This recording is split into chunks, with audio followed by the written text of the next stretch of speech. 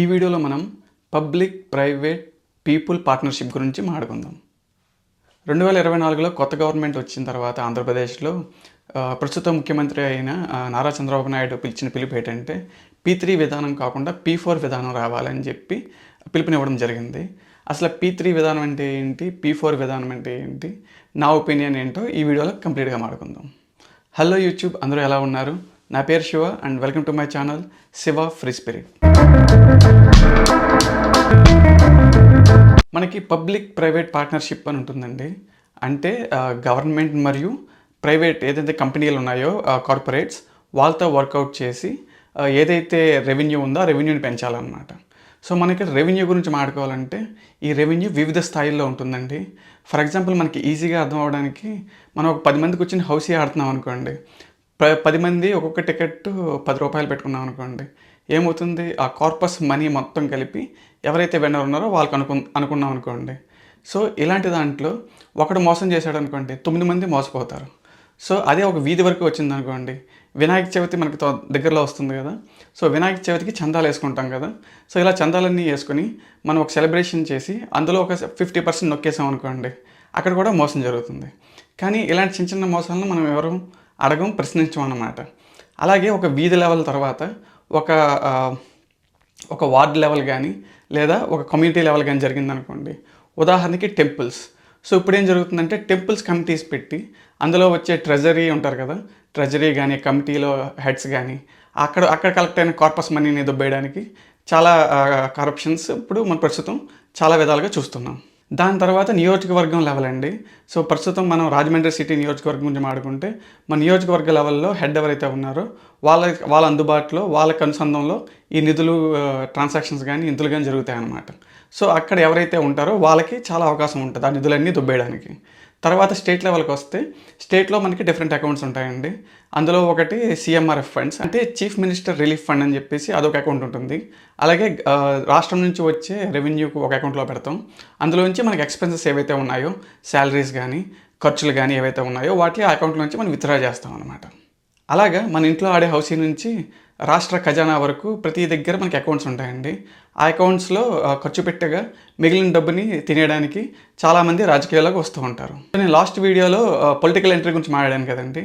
So నా plan ఏంటంటే నేను 2029లో ఎమ్మెల్యే అయిన తర్వాత ఈ సేమ్ కరప్షన్లో ఉన్న వాళ్ళందరికీ సహకరించి అందరితోనూ కమిషన్ తీసుకొని తర్వాత 2034కి నేను ఇవన్నీ ఆధారాలతో నాకు నేనే లొంగిపోతాను అన్నమాట కోర్టు ముందు. సో నాతో పాటు ఇందులో కరప్షన్ చేసిన వాళ్ళందరినీ ఇరికించి అంతేకాకుండా ఈ ప్రాసెస్ అంతా బయటపడడం వల్ల లాస్ట్ 20 ఇయర్స్లో ఎవరైతే ఈ కరప్షన్లో ఇన్వాల్వ్ అయ్యారు, ఎవరైతే ప్రతినిధులు ఉన్నారో వాళ్ళందరినీ కోర్టుకి ఇచ్చడానికి అవకాశం ఉంటుంది. సో టాపిక్లోకి వస్తే P3 విధానం అంటే పబ్లిక్ ప్రైవేట్ పార్ట్నర్షిప్కి వచ్చి ఏదైతే పబ్లిక్ మనీ ఉందో ఆ మనీని రెట్టింపు చేయడానికి, అలాగే ఆ పబ్లిక్ యొక్క ఇన్కమ్ కానీ అలాగే ఆ పబ్లిక్ యొక్క ఎక్స్పెన్సెస్ కానీ చూడడానికి ప్రభుత్వానికి ఉన్న మిషనరీ సరిపోదు కాబట్టి ఇక్కడ కార్పొరేట్ యొక్క విధానం ఎఫిషియెంట్గా ఉంటుంది కాబట్టి సో వాళ్ళతో కలిసి సో కార్పొరేట్ పద్ధతుల్ని మనం కూడా తీసుకొని మనం ఏదైతే పబ్లిక్ ఇన్స్టిట్యూషన్స్ ఉన్నాయో, బ్యాంక్స్ కానీ, మున్సిపల్ కార్పొరేషన్ కానీ, అలాగే సిటీ డెవలప్మెంట్ అథారిటీ కానీ, సో ఇలాంటి చాలా విభాగాల్లో కరప్షన్ని ఎలిమినేట్ చేసి వాళ్ళ యొక్క ఇన్కమ్ని పెంపొందించవచ్చు అనమాట. ఇన్కమ్ అంటే వాళ్ళ అసెట్స్ని బిల్డప్ చేయాలన్నమాట. ఇన్కమ్ అంటే ఇక్కడ వాళ్ళకి ఏదైతే ఆస్తులు ఉన్నాయో అసెట్స్ని వాటిని ఇంప్రూవ్ చేయాలన్నమాట. సో నేను కూడా ఎమ్మెల్యే అయ్యాక మన రుడా చైర్మన్ని మన బీసీ కులానికి చెందిన వాళ్ళని నియమిద్దాం, అలాగే మన మేయర్ని కూడా మన కులానికి చెందిన బీసీ వ్యక్తినే నియమిద్దాం. సో వన్స్ సిస్టంలోకి ఎంటర్ అయిన తర్వాత సిస్టమ్నే ఫాలో అవ్వాలి కదా మరి. సో P3 విధానం అంటే పబ్లిక్ ప్రైవేట్ పార్ట్నర్షిప్ విధానం మీకు అర్థమైంది అనుకుంటున్నాను. సో పబ్లిక్ ప్రైవేట్ పార్ట్నర్షిప్కి కొత్తగా వచ్చిన P4 విధానానికి డిఫరెన్స్ ఏంటంటే వీళ్ళు కొత్తగా పీపుల్ని యాడ్ చేయడం జరిగిందనమాట. సో ఇక్కడ నాకు అర్థం ఉంది ఏంటంటే పబ్లిక్ అంటేనే పీపుల్ అండి. సో కొత్తగా వీళ్ళు ఏ టెక్స్ట్ బుక్ డెఫినేషన్ చెప్తున్నారో నాకైతే అర్థం కావట్లా. సో P3కి పెద్ద డిఫరెన్స్ లేదండి.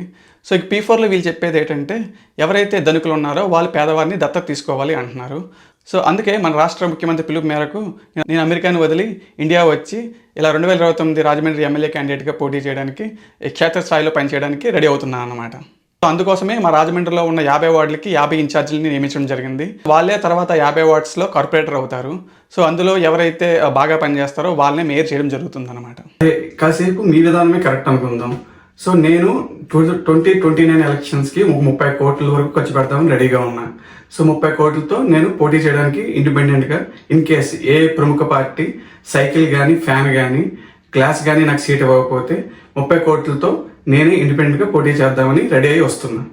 సో మీరు చెప్పినట్టే నేను 30 కోట్లు సో రాజమండ్రి సిటీ నియోజకవర్గాన్ని దత్తత తీసుకుని 30 కోట్లు నేను ఖర్చు పెట్టాను అనుకోండి. సో మీ వరకు చూస్తే ఈ 175 నియోజకవర్గాలకి మీరు మీ హెరిటేజ్ కంపెనీని అమ్మేసి ఈక్వల్గా డిస్ట్రిబ్యూట్ చేసేటట్లయితే నేను కూడా ఈ నా 30 కోట్లని నేను ఈ సిటీ నియోజకవర్గానికి రాజమండ్రి సిటీ నియోజకవర్గానికి మొత్తం దత్తత తీసుకుని పంచిపెట్టేస్తాను.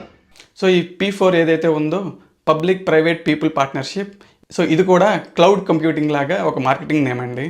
సో దానికి దీనికి పెద్ద డిఫరెన్స్ ఏం లేదు.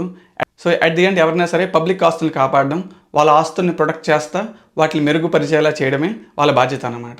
ఈ చేసే ప్రాసెస్లో వాళ్ళు ఏదైతే చూస్తున్న మనీ ఉందో ఆ మనీయే వాళ్ళ కరప్షన్ దారిలో నడిచేలా చేస్తుంది. ఈ వీడియోకి మరింత అండి.